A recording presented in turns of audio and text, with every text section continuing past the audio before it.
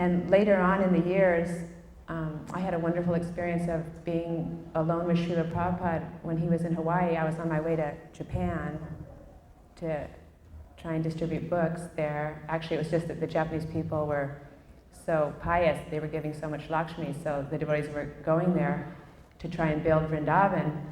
But Srila Prabhupada asked me to come up to his quarters, and he just wanted to talk about book distribution. And he was sitting on his chair there, and he was asking me all sorts of questions about, you know, how did people like the books? What kind of people were taking the books? What did you tell them? And it was such a wonderful experience to talk with Srila Prabhupada because it seemed like it was his favorite topic, and he was so joyful.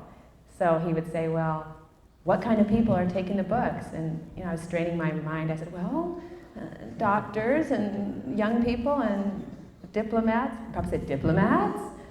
What countries? And so then I had to go down a list of every country of anyone that had ever taken a book. And then I remember I said something like, well, there's someone took a book from Albania. And Prabhupada said, Albania, that's behind the Iron Curtain. He said, and I said, yes, Prabhupada, they take it in their suitcase, and because they have diplomatic immunity, no one can open the suitcase. And then he started to laugh, and he leaned back and he said, we cannot go, but Lord Chaitanya can go. And also, he was giving me instructions about how to distribute books. First he asked, what did we say? And so I kind of just explained, you know, we asked the person, oh, you know, you look like a spiritual person. This is a book, you know, from ancient India. It has so much knowledge. And then he pulled out the Srimad Bhagavatam, and he read the verse that this Bhagavad Purana is as brilliant as the sun. And he read it very slowly and very carefully. And he said, if you just tell people this one verse, it is so wonderful. How could they resist? He said, so you don't need to say anything except the Srimad Bhagavatam will sell itself.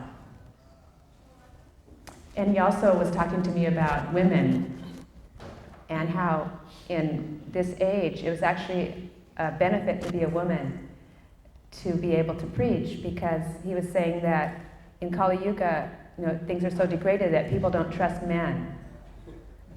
He says, you know, nobody will allow a man to come up to them hardly, or they would never let a man knock on their door and open the door.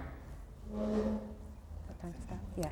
So then he said, but he told a story about when he was a young man, they were selling this hair oil, this Brahmi hair oil.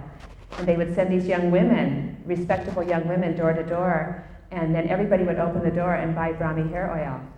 And Prabhupada said, it was not even ever proven that this Brahmi hair oil had any medicinal properties. He said, but as women, you know, this is Lord Chaitanya's plan that, you know, he is sending all these nice young women, and so you can help these poor conditioned souls go back to Godhead.